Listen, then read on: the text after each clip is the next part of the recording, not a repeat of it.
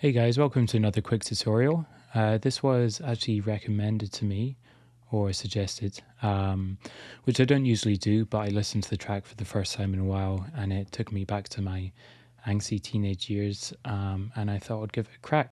This is the original loop.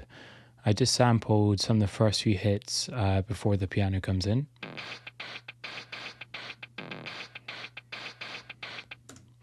And this is the recreation I made.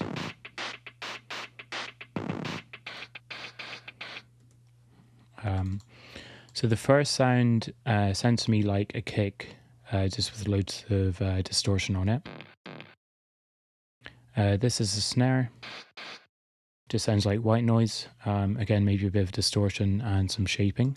That's what the sample looks like. And just a lo-fi kind of hat. So I started off with the kick. And it doesn't really matter what sample you use. I just use like a real basic one. So this is without the effects. And then just slammed it through a couple of distortion units. This one's pretty good and it's free. It's called Crush. Added lots of drive, quite a bit of crush, just to decimate the sound.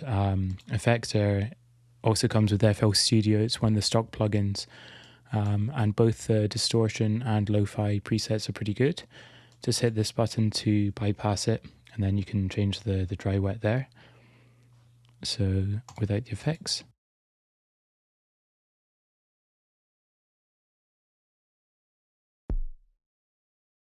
Distortion and EQ. And that's pretty much it. This is a sample of white noise.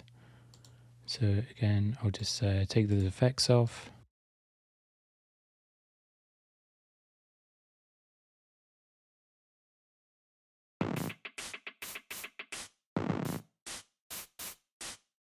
If you go into the piano roll, you'll just see that I'm playing lower notes. Just to try and emulate the sound in the original track. So this is the volume envelope, just to shape it a bit more like an actual snare. And then again, just running it through first Maximus. If you have it on the master, you can just use this to make it in mono or make it more stereo. So this is the original. Put in mono, a bit more distortion, and some EQ. Sweet. And the hat, I just got one that sounded similar to the original and played around with the pitch. So that's mine, and this is the original. Pretty close.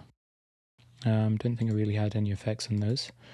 What you could also use is just an actual snare sample. And I've got a 909 here and was running that into the same channel strip as the white noise. Just makes it sound a bit more punchy.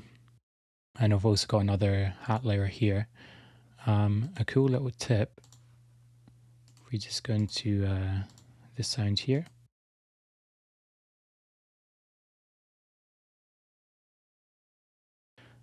Is by messing around with the pitch, and that basically time stretches it. So normally it would be on resample. So I've got the effects off.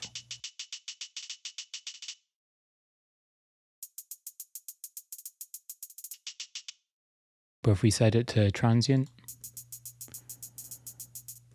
gives it that kind of bit crushed, time stretched sound. And again on that, just had some distortion, I think lo-fi, bit panning, EQ, and some reverb. So this is the loop that I came up with.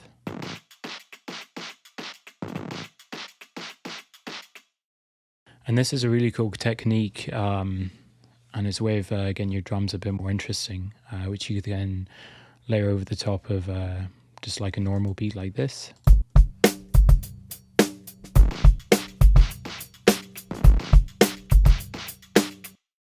And to give you a full example, so I've got my loop, and and the drums here.